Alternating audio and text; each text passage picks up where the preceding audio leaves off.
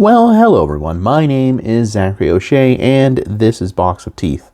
So, you might need a little bit of a horror Dungeons & Dragons fix going into the weekend, and I'm more than happy to provide that now. Again, as a content warning, this is a horror scenario that I've been walking through, and that does contain some body horror for sure, as well as some supernatural and other, well, twist elements of horror there. All right.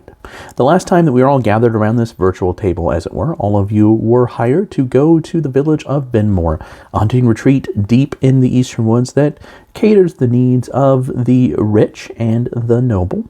You were going there to find an elderly knight who had traveled there quite some time ago, whose daughter has now fallen sick. A courier was sent to inform said knight about his daughter's illness, and neither has returned.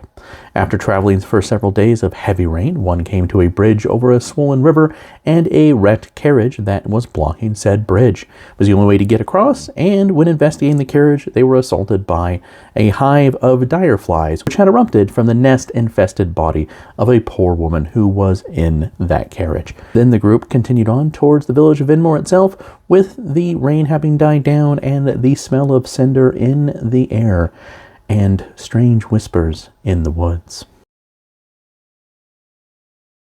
Passing up a hunting trail that meanders northward, the heroes move closer to the village. Framed by shadowy woods, Vinmore is a footnote of civilization in the wilderness. Beside the road, there is an askew wooden sign proclaiming the village's name. A paper wasp nest infects the dangling edge. The scent of old cinder hangs in the air, and an uneasy stillness accompanies it. The village must be just up around the bend. Around the curve, the muddy road slices through a handful of buildings toward the village's well. From there, the avenue cuts up a small hill to where the Baron's Manor squats. A dim glow in Vinmore Manor's windows provide the impression of life that the rest of the village lacks.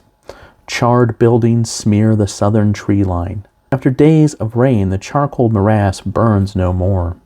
A warhammer, used as a sign, hangs from the most intact building at that catastrophe's edge. Vinmore frequently hosted rich people seeking a hunting holiday. Most of the businesses catering to those tourists seems to have gone up in smoke. Immediately north of the town's entrance is a two-story building, its windows shattered and broken door creaking. Past that, a stonework inn rises, a solitary light flickering from a bottom-floor window. A livery rests behind the inn, its corral sits empty, and the building dark save specks of a sickly red light. As you take in this deserted and broken village and debate on where to start, barking suddenly breaks that silence. A pack of starved and foaming curs slinks from the tree line. Their hackles draw back from blackened gums, and then the wild dogs charge. These hounds wear studded collars. Their hides are matted with mud and ash, their bodies lean and hungry. Gone is the servitude these warhounds once had, replaced with a primal need to feast, to kill. Most suffer bump-covered swellings. The haunches of the largest beast are dotted with dozens of tiny holes, seeping honey like ichors. Please roll for initiative. Defeating these wild mastiffs was perhaps not as easy as it should have been, or maybe your idea of attempting to tame them worked out after all. Nevertheless, there is Vinmore to investigate and find out what sort of doom befell it, as well as what happened to the people that you're looking for. Do you want to travel through town, past the well, and up to the Baron's Manor itself? Perhaps take a look at this building which is right next to you, 2 stories and shattered. Or the inn past that where there is a single light. Or the livery that is just next to the inn that has a strange red glow inside. There is, of course, the building with the Morning Star for a sign, which is probably a weapon shop of some sort that's right next to all the burned down buildings. That might provide some clues as well. Where would you like to start? I'd love to see that in the comments down below.